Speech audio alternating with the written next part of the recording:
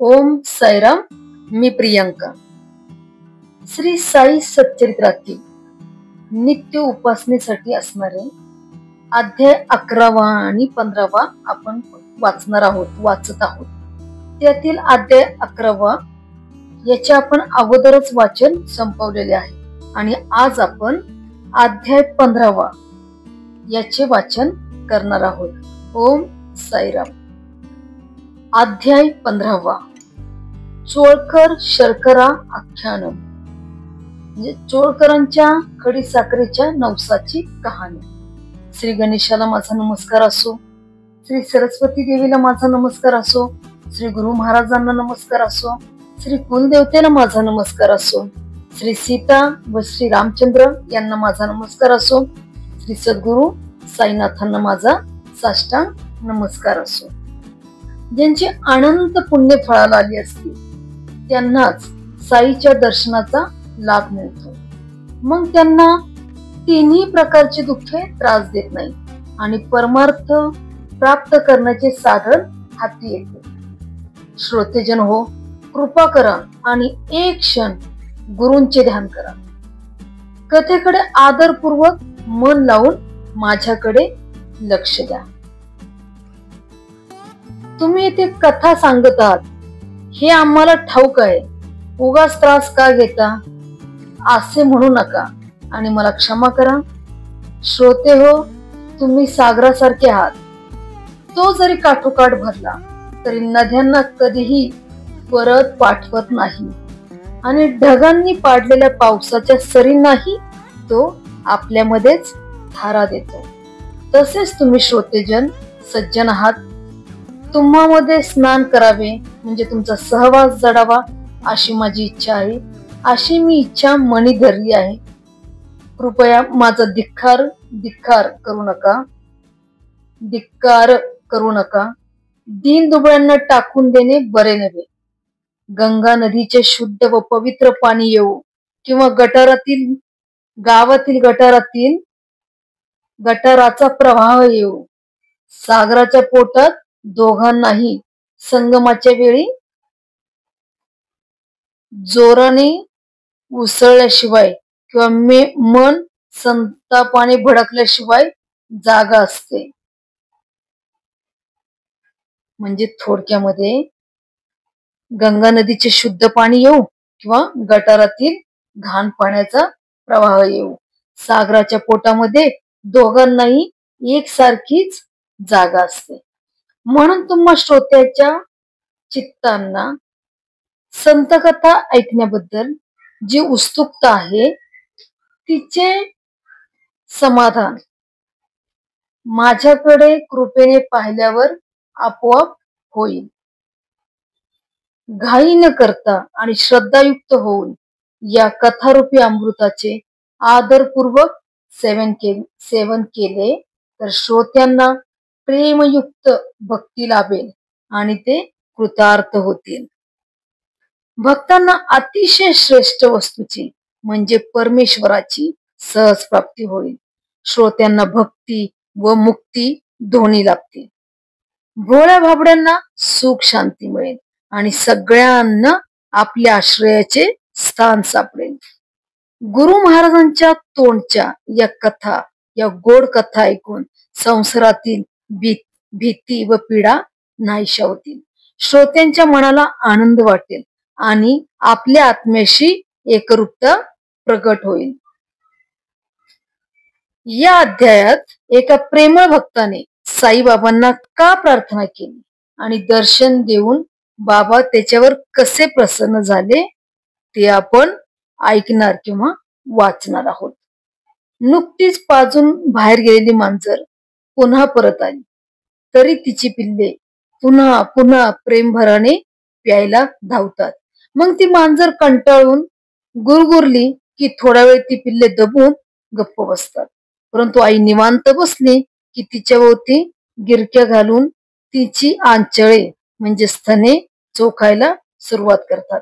अशा प्रकारे प्रेमभराने ती पिल्ले आंचळे चोखू लागली आणि गटागट दूध पिऊ लागली म्हणजे आईचा पाना पाझरू लागतो आणि मग ती पूर्वीचं सगळं रागावणं गुरगुरणं विसरून जमिनीवर प्रेमाने पसरते. वात्सल्याचा उदय झाल्यावर मातेचा कंटाळा पार विरून जातो आणि आपल्या बाळांना ती ती चारही पायांनी घट्ट कवटाळते आणि त्यांना वरच्या वर सहजगत्या चाटू लागते. खरोखरीच हा जो समारंभ अलौकिक असतो. पोरांच्या तीक्ष्ण नखाच्या माराने जशी जशी मातेची ओटी उकलली जाते तसा तसा वात्सल्याचा उमाळा अधिक वाढून त्यातून दुधाच्या पुष्कळ धारा वाहू लागतात. जसे या पोरांचे प्रेम त्यांच्या मातेचे दूध उत्पन्न करते, तसेच तुमची साई चरणी आसक्ती साईबाबांच्या हृदयात दयेचा पाझर उत्पन्न करेल. एकदा ठाण्याच्या लोकांनी हरीची भक्ती करण्यात आसक्त असलेल्या दासगणूंचे ऐकण्यास गोड असे कीर्तन कोपिनेश्वर मंदिरी करविले होते. शिष्यांचा आग्रह पडल्यावर दासगणू कथा करायला तयार होत असत, परंतु त्यात कवडीचाही म्हणजे एका पैशाचाही गोळा करण्याचा लोभ नसे, म्हणजे पैसाही गोळा करण्याचा लोभ नसे किंवा उगाच आक्कडबाजी नसे. कीर्तनाला एकही पैसा द्यावा लागत नसे, अंग उघडे असे आणि डोक्यावर फेटा किंवा पगडी नसे. कमरेला फक्त साधी पंचेजोडी म्हणजे धोतर जोडी असे. तरी सुद्धा ऐकणाऱ्यांची आवरता न येणारी गर्दी असे. या पोशाखाची गंमत सांगतो, श्रोत्यांना ऐकायला मौज वाटेल. ती स्वस्त चित्ताने ऐकावी म्हणजे बाबांचे कौतुक कळेल. एकदा दासगणूंचे कीर्तन शिर्डी गावात होते, म्हणून त्यांनी अंगरखा घातला. अंगरखा म्हणजे लांबकोट. उपरणे पांघरले म्हणजे खांद्यावर घेतात ना, ते उपरणे पांघरले व डोक्याला फेटा बांधला आणि अशा पोशाखाने मस्तपैकी नटून ते निघाले. नेहमीच्या शिष्टाचाराप्रमाणे मशिदीत बाबांना आनंदपूर्वक नमस्कार करण्यासाठी गेले. तेव्हा त्यांनी म्हणजे बाबा काय म्हटले ते ऐका. बाबा म्हटले, वाह वाह, नवरदेवासारखा सजलास की. असे बाबांनी म्हटलेले ऐकले. पुढे बाबांनी त्यांना विचारले, असा नटून कोठे निघालास? त्यावर दासगणूंनी कीर्तन करायला जात आहे असे सांगितले. तेव्हा बाबा त्यांना म्हणाले, अंगरखा उपरणे फेटा कशाला पाहिजे? हा त्रास का घेतलास? आपल्याला ही काही लागत नसतात. काढ ती माझ्या समोर, याचा भार अंगावर कशाला? बाबांची ही आज्ञा ऐकून दासगणूंनी ती सर्व वस्त्रे काढून तशीच बाबांच्या चरणावर ठेवली. तेव्हापासून आजपर्यंत दासगणू महाराज कीर्तनाच्या वेळी चक्क उघड्या अंगाने, हातात चिपळ्या घेऊन व गळ्यात माळ घालून असतात. ही तऱ्हा जरी लोकांच्या आचाराच्या विरुद्ध असली तरी ती अत्यंत पायाशुद्ध आहे. विद्वानांचा विद्वान जो प्रसिद्ध नारद मुनी, त्याचा हा मार्ग आहे. ही गादी मूळ नारदापासून आहे आणि तेथूनच पुढे हरिदासांची रांग सुरू झालेली आहे. त्यांना वरवर दिसणाऱ्या शोभेच्या कटकटीची जरुरी नसते, तर अंतकरणाची शुद्धी हेच त्यांचे ध्येय असते. शरीराचा खालचा भागच वस्त्राने झाकलेला, चिपळ्या व विना वाजवीत तोंडाने हरीचे नाम मोठ्याने म्हणणारे नारदाचे रूप सर्वांच्या माहितीचे आहे. साईबाबांच्या कृपेने दासगणू संतांची आख्याने स्वतः तयार करीत आणि विनामूल्य त्यांची कीर्तने करीत असत, म्हणून ते प्रसिद्धी पावले. लोकांच्या साई भक्तीच्या उत्साहाला दासगणूंनी खरोखरच आणखी चालना दिली आणि साई प्रेमाचा व आत्मानंदाचा जणू काय सागरच सर्व ठिकाणी पसरून दिला. भक्तांचे मुकुटमणी नानासाहेब चांदोरकर यांचे साई भक्तांवर अत्यंत उपकार आहेत. साई चरणी लोकांची भक्ती वाढण्यास तेच खरे मूळ कारण आहेत. दासगणूंचे मुंबईला येणे एक चांदोरकरांमुळेच होते. त्यामुळे मुंबईत जागोजाग दासगणूंची कीर्तने व साईबाबांची भजने चालली. पुणे, नगर, सोलापूर प्रांतात साई महाराजांची ख्याती आधीच पोचलेली होती. परंतु या कोकणातील लोकांना बाबांची भक्ती लावली या दोघांनीच. मुंबई प्रांतात जी साईबाबांबद्दल भक्ती वाढली त्याला मूळ कारण या दोन व्यक्ती, या दोघांच्या हातांनी कृपामूर्ती साई महाराज मुंबईत प्रकट झाले. असो, आता कोपिनेश्वराच्या मंदिरात दासगणूंच्या कीर्तनातील साई प्रेमाच्या गजरात, हरिनामाच्या जयजयकारात चोळकरांना एकाएकी इच्छा झाली. हरीच्या कीर्तनाला ऐकणारे खूप येतात आणि ऐकण्याच्या देखील अनेक वेगवेगळ्या तऱ्हा असतात. कोणाला बोवाचे शास्त्रज्ञान आवडते, तर कोणाला त्यांचा अभिनय आवडतो. कोणाची आवड फक्त गाण्यापुरती, कोणाची आवड फक्त गाण्यापुरती असते आणि म्हणतात, वाह वाह बुवा काय गोड गातात, विठ्ठलाच्या नामा घोषात काय रंगतात आणि प्रेमाने वाह काय नाचतात. कोणाचे पूर्वरंगी प्रेम असते, तर कोणाची कथा ऐकण्याकडे आसक्ती असते. कोणाला हरिदासाच्या नकला पाहण्यात रुची असते, तर कोणाला आख्याने म्हणजे दृष्टांत रूप ज्या कथा असतात त्या ऐकायला आवडतात. बुवा अशिक्षित असो की विद्वान असो, की शब्दांच्या पदाचे पुष्कळ वेगवेगळे अर्थ जाणणारा असो, की उत्तर रंगातील आख्याने सांगण्यात प्रवीण असो, ऐकणाऱ्यांची तऱ्हा अशीच असते. असे श्रोते पुष्कळ असतात. परंतु कीर्तन ऐकून ज्यांच्या मनात श्रद्धा व भक्ती उत्पन्न होते आणि ईश्वराच्या व संतांच्या चरणी प्रीती जडते, असे श्रोते क्वचितच सापडतात. भाराभार ऐकले तरी पण अज्ञानाचे थरावर थर राहिले, तर तो काय ऐकण्याचा अनुभव म्हणावा, ज्यामुळे घाण धुतली जात नाही, काय त्याला आपण साबण म्हणावे, आणि ज्यामुळे अज्ञानाचा नाशच होत नाही, त्याला काय आपण ऐकणे म्हणावे. आधीच चोळकर श्रद्धाळू. दासगणूंचे कीर्तन ऐकून त्याला साईबाबांच्या प्रेमाचा उमाळा आला. तो मनात म्हणाला, हे कृपाळू साईनाथा, या दिनाचा सांभाळ करा. चोळकर बिचारा गरीब उमेदवार, परीक्षा देण्यासाठी आलेला होता. कुटुंबाचा भार पोसण्यासाठी असमर्थ होता. सरकारच्या पदरी उदरनिर्वाहाचे साधन मिळावे म्हणून त्याने साईबाबांवर भार टाकला. काय भार टाकला? त्याने नवस केला. कामुक लोक नवस करतात की जर मनासारखे झाले तर भरपूर जेवण देऊन ब्राह्मणांना तृप्त करेल. श्रीमंतांचे नवस बोलणे असते की मनोकामना पूर्ण झाली तर 1000 लोकांना जेवण देईल किंवा 100 गायींचे दान करेल. चोळकर बिचारा आधीच द्रव्यहीन होता, पण नवस करायचे मन झाले. श्रीच्या साईंचे चरण आठवले. केविलवाने तोंड करून तो म्हणाला,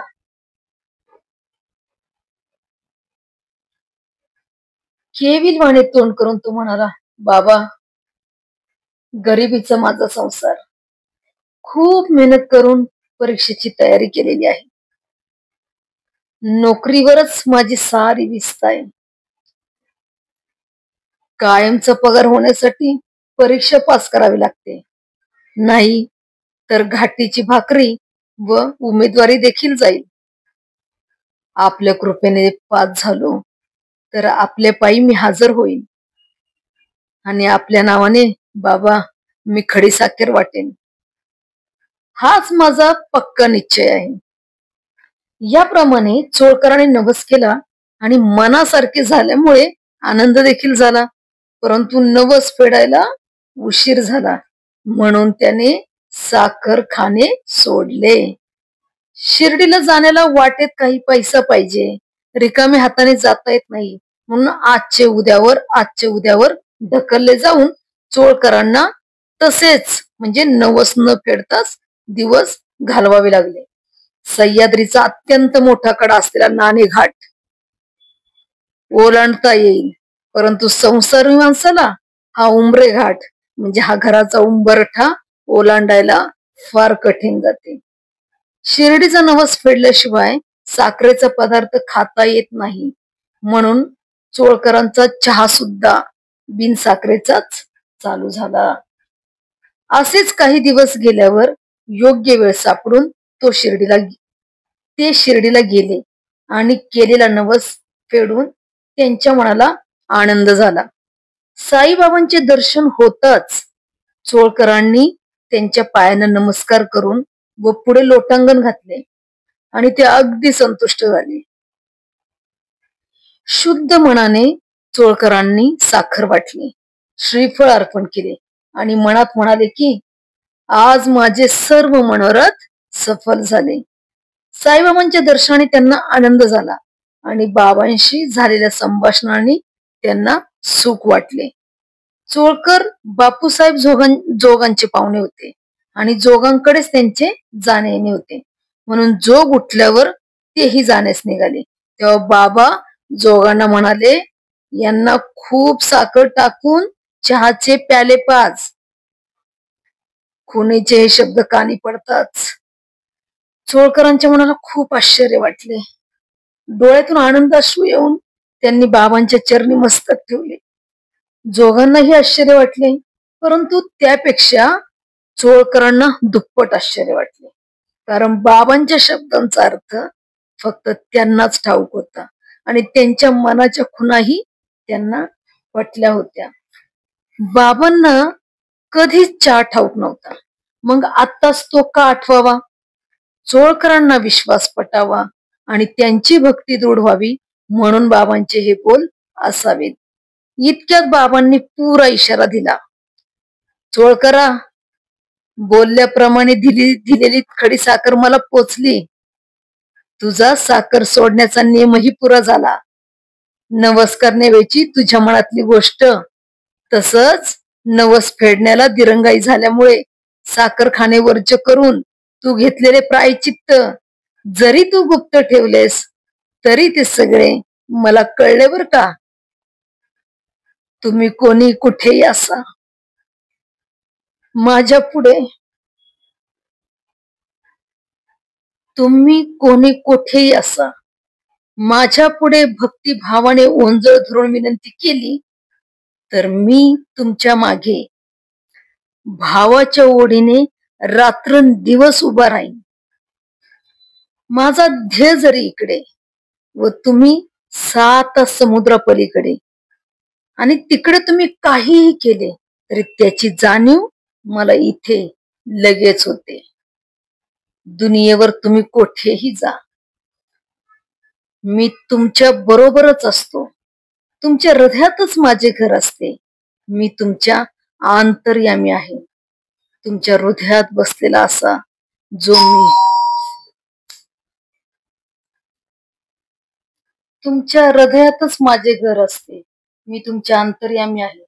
तुमच्या हृदयात बसलेला असा जो मी, त्याला तुम्ही नेहमी नमस्कार करा. सर्व भूत मात्रांच्या हृदयात तो मी राहत असतो. म्हणून तुम्हाला जो जो घरीदारी अथवा वाटेत भेटेल त्याच्या ठिकाणी मीच वागत असतो आणि त्यामध्ये मीच वास करून असतो. लहान किडा, मुंगी, पाण्यात राहणारे व जमिनीवर हिंडणारे प्राणी मात्र, कुत्रे किंवा डुक्कर, या अवघ्या ठिकाणी मीच सदा सर्वदा खरोखर भरलेलो आहे. माझ्याशी वेगळेपणा मानू नका. तुम्हा व आम्हामध्ये मुळीच अंतर नाही, असे जो मला जाणेल त्याचे भाग्य थोर आहे. ही गोष्ट दिसायला क्षुल्लक असली तरी गुणाने फार उत्तम आहे. त्या चोळकरांवर बाबांचे किती प्रेम होते, त्याला त्यांनी भक्तीचा ठेवा मिळवून दिला.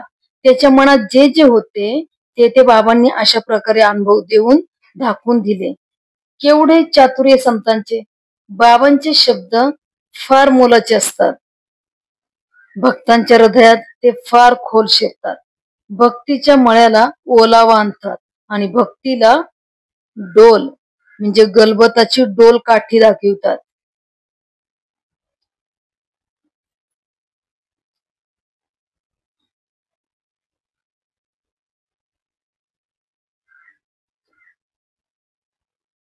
चातक पक्षाची तहान भागवण्यासाठी मेघ दयाळूपणे पावसाच्या धारांचा वर्षाव करतात, परंतु परिणामी संबंध म्हणजे सर्व पृथ्वीला थंड करतात. तीच तऱ्हा येथे झाली. चोळकर बिचारा कोठला कोण. दास गणूंच्या कीर्तनाचे निमित्त झाले, त्याला नवस करायचे देखील मन झाले आणि बाबाही प्रसन्न झाले. त्यामुळेच हा चमत्कार घडला आणि संतांचे अंतरंग कळले. बाबा उपदेशाच्या अशा संधी आणीत असत. चोळकरांचे केवळ निमित्त होते, सगळ्या भक्तांचे हित साधायचे. बाबांची चतुराई नेहमीच न समजण्यासारखी असायची. आपण तिच्याकडे आश्चर्याने पाहतच राहायचे. अशीच बाबांची आणखीन एक चतुराई वर्णन करून हा अध्याय आपण पूर्ण करूया. कसा एकाने प्रश्न केला आणि त्याचे बाबांनी समाधान कसे केले ते ऐकूया. कसा एकाने प्रश्न केला आणि त्याचे बाबांनी समाधान कसे केले ते ऐकूया. एकदा बाबा मशिदीत आपल्या आसनावर बसलेले असताना समोर बसलेल्या एका भक्ताने एक पाल चुक आवाज करताना ऐकले. पाल अंगावर पडणे किंवा पालीचे चुकचकणे हे पुढे घडून येणाऱ्या गोष्टीची काळजी सुचविते. म्हणून कुतूहलाने त्याने सहज प्रश्न केला, बाबा, ही मागच्या भिंतीवरची पाल का चुकचुकत आहे? तिच्या मनात काय असेल? ती अशुभकारी तर नाही ना? तर बाबा म्हणाले, औरंगाबादहून तिची बहीण येथे भेटायला येत आहे, म्हणून तिला आनंदाचे भरती आले आहे. आधी पाल तू केवढासा प्राणी, तिला कुठली आई आणि कुठला बाप आणि कुठला भाऊ आणि कुठली बहीण, तिला संसारातील व्यवहार संबंध कोठून असणार? म्हणून बाबांनी हे काहीतरीच गमतीने उत्तर दिले असे म्हणून तो भक्त क्षणभर स्वस्थ बसला. इतक्यात औरंगाबादहून एक गृहस्थ बाबांचे दर्शन घेण्याकरता घोड्यावरून आला. त्यावेळी बाबा स्नान करीत होते. त्याला पुढे जायचे होते आणि चंदी वाचून म्हणजे घोड्यांना रोज जे जेवलं ना दाना, त्याच्या वाचून घोडे काय पुढे चालत नसते, म्हणून थोडे हरभरे विकत घेण्यासाठी तो बाजाराकडे निघाला. या नवीन सौदागराकडे प्रश्न विचारणारा आश्चर्याने पाहू लागला. इतक्यात सौदागराने बगलेतला तो तोबरा म्हणजे ते हरभरे भरून घेण्याची किंवा हरभरे भरून घोड्याच्या तोंडाला लावण्याची पिशवी, त्याला तोबरा म्हणतात, तो तोबरा कचरा झाडण्यासाठी झटकला आणि जमिनीवर उपडा आपटताच त्यातून एक पाल बाहेर पडली आणि घाबऱ्या सर्वांच्या समोर सर पळाली. प्रश्न विचारणाऱ्याला बाबा म्हणाले, आता तिच्यावर लक्ष ठेव.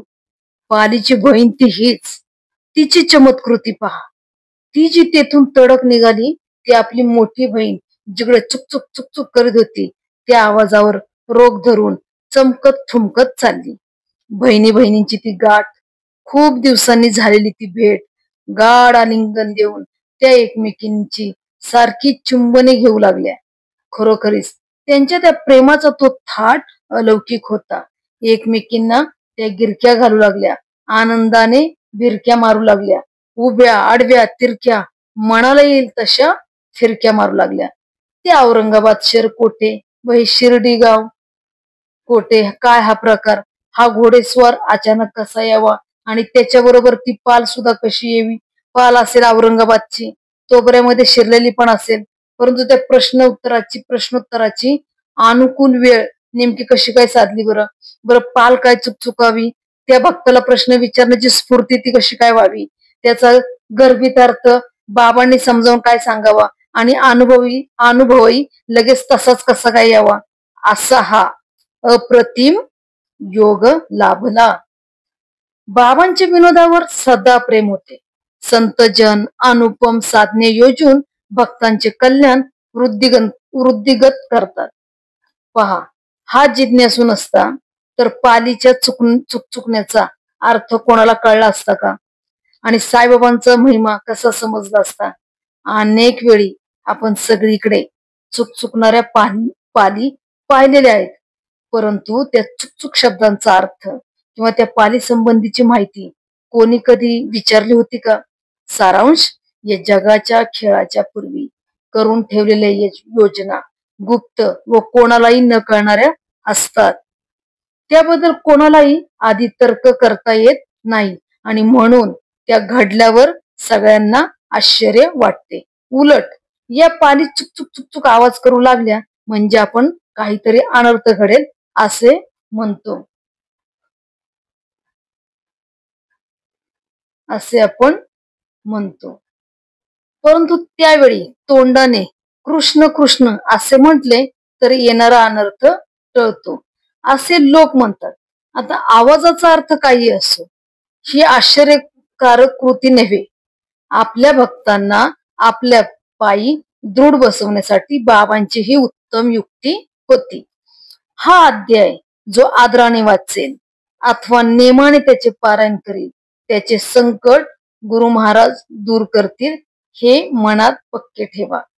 त्यांच्या पायी जो निसंशयपणे मस्तक ठेवील त्याचा साई हाच त्राता म्हणजे साई हाच वाचवणारा, पाता म्हणजे साई हाच पावणारा, पालन करणारा आणि अभयदाता, करता व हरता असतो. येथे माझ्या सांगण्यात काही चूक आहे असे मानू नका. हा साईनाथ असाच आहे. माझ्या स्वतःच्या अनुभवाचा गुप्त सारांश मी भक्तांच्या कल्याणासाठी सांगतो. या जगात संपूर्ण मीच एक आहे. माझ्याशिवाय आणखी दुसरे काही नाही. केवळ हाच लोक नव्हे तर संबंध त्रिलोक देखील मीच मी आहे असे अद्वितीयत्वाचे स्फुरण जिथे असते तेथे भीतीची गोष्टच उरत नाही. त्याला अभिमान व अहंकाराशिवाय सर्व चैतन्यच भरलेले दिसते. हेमंतपंत साईंना शरण आलेले आहेत. एकही क्षण त्यांचे चरण ते सोडत नाहीत, कारण ते संसार सागर पार करण्याचे एक साधन आहे. आता माझे गोड निरूपण ऐका. पुढच्या अध्यायात गुरुवर्य श्री साई एक सुंदर प्रसंग निर्माण करतील. लोकांना ब्रह्मज्ञान चुटकीसरशी हवे असते, जणू काय ते रस्त्यावरच पडलेले आहे. कोणी एक लोभीग्रस्त साईबाबांना ब्रह्मज्ञान विचारेल तर साई महाराज ते ब्रह्मज्ञान त्याच्या खिशातूनच काढून देतील. हे कथानक श्रोत्यांनी ऐकल्यावर त्यांना बाबांची आश्चर्यकारक करणी दिसून येईल.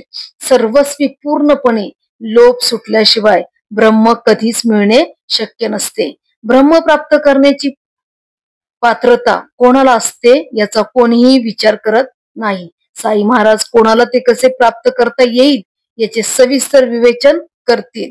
मी श्रोत्यांपुढे पदर पसरून विनंती करतो की हा साईचा प्रेमाचा खेळ अत्यंत उत्साहाने ऐका. त्यामुळे तुमचे चित्त प्रसन्न होईल, विषय ग्रहण शक्तीचे समाधान लाभेल आणि संतांचे महिमान कळेल. म्हणून श्रोत्यांनी इकडे लक्ष द्यावे. सर्वांचे कल्याण असो.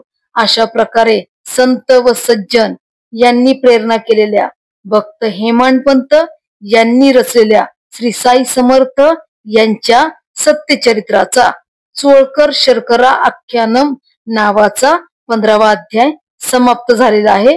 श्री साई सद्गुरु साईनाथांना तो अर्पण असो आणि सर्वत्र मंगल असो. आता अध्याय 15व्याचं विवरण करूया आपण. आता 11व्या अध्यायाप्रमाणे याही अध्यायाचे आदरपूर्वक वाचन अथवा नेमाने पारायण केल्याने संकट निवारण होते.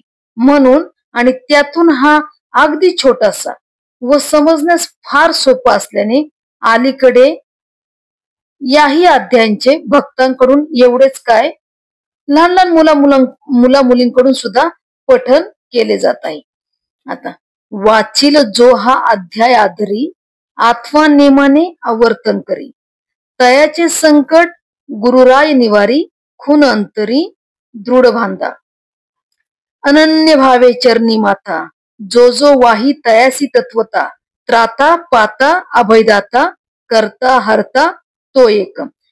या अध्यायाच्या वरच्या फलश्रुतीचे बरेच लोकांना अनुभव आलेले आहेत. या अध्यायातील चोळकरांचे आख्यान म्हणजे भक्तांची अनन्य भक्ती असली की परमेश्वराचे किंवा सद्गुरूंचे अंतकरण कसे द्रवते आणि त्या भक्ताला मुलाप्रमाणे पोटाशी घेऊन त्याचे लाड ते कसे पुरवतात याचे साक्षात उदाहरण आहे. याचे वर्णन करताना हेमंतपंतांनी मांजर व तिची पिल्ले यांची किती सुंदर आणि किती अनुपम उपमा वापरली आहे. ते म्हणतात, नुकतीच बाजूनी गेली बाहेरी, मागू तेनी आली जरी मारजारी, तरी फिर फिरोनी पोरे तिजवरी, धावती प्रेम भरी लुंचावया. मग ते कंटाळूनी गुरगुरे, क्षणेक जरी दपती पोरे, आई निवांत बैसली पुरे, घालून भंवरे लुंचती. लुंचता डोसता प्रेम भरे, आई लागी पाना पाझरे. मग तीच पूर्वीर गुरगुरने विसरे, प्रीतीने पसरे शितीवरी. प्रेमोदयी हरपे कंटाळा, चौपाई कवटाळी दृढ निजबाळा, वरचेवरी चाटी अवलिळा, काय तो सोहळा अलौकिक. पोरांच्या तीक्ष्णक प्रहारे, जो जो मातेची ओटी विधारे, तो तो अधिक प्रेमाचे झरे, दुग्ध ओझरे बहुदारा. जैसी त्या बाळांची अरण्य भक्ती, मातेसी करी दुग्धोत्पत्ती, तैसीच तुमची साई पदासक्ती, द्रवविल चित्ती साईंते. आता या आख्यानाच्या ओघाने पुढे दासगणूंची कीर्तन करण्याला घालण्याच्या पोशाखाची मौजेची कथा आली आहे. बाबांनी त्यांची वाहवा नवर देवकी सजलासी आता असं म्हणून थट्टा करून अंगरखा उपरणे व फेटा त्यातल्या तेथे काढायला लावून त्यांना अत्यंत पायाशुद्ध नारदीय कीर्तन पद्धतीचा धडा दिला आणि माळा मंडन किंवा सांप्रदायिक वरकरणी पोशाखापेक्षा अंतकरणातील खऱ्या भक्तीचे महत्व पटवून दिले. ही नारदीय मूळगादी, येथूनच हरिदासांची मांदी, बाह्य रंगाची न ज्या उपाधी, अंतशुद्धी देय ज्या. आदोभागची वस्त्रच्छादित, चिपळ्या विना वाजवित, मुखी हरिनाम गर्जत, ध्यान विश्रुत नारदांचे. नंतर चोळकरांना नवस वेळेचे तुझे चित्त, दीर्घसूत्रतेचे प्रायचित्त, हे जरी तुझे ठेवणे गुप्त, ते मज समस्त कळले गा, असे सांगून बाबांनी त्यांनाच नाही तर आपल्या सर्व भक्तांना आश्वासन दिलेले आहे. बाबा म्हणतात, तुम्ही कोणी कुठेही असा, भावे मज पुढे पसरिता पसा, मी तुमची आई तुमची या भावा सरिसा, रात्रंदिसा उभाच. माझा देह जरी इकडे, तुम्ही साता समुद्रापलीकडे, तुम्ही काहीही करा तिकडे, जाणीव मज तात्काळ, कुठेही जा दुनियेवर, मी तो तुम्हा बरोबर. तुम्हा हृदयीच माझे घर, अंतर्यामी तुमचे मी. बाबा पुढे असा उपदेश करतात की ऐसा तुम्हा हृदयस्थ जो मी, तयासी नमा नित्य तुम्ही, भूत मात्राच्याही अंतर्यामी, तोच तो मी वर्ततो. यास्तव तुम्हास जो जो भेटे, घरी दारी अथवा वाटे, ते ते ठाई मीच राहते, मीच तिष्ठे त्या माझी. कीड मुंगी जलचर खेचर, प्राणी मात्र श्वान सुकर, अवघ्या ठाई मीच निरंतर, भरलो साचार सर्वत्र.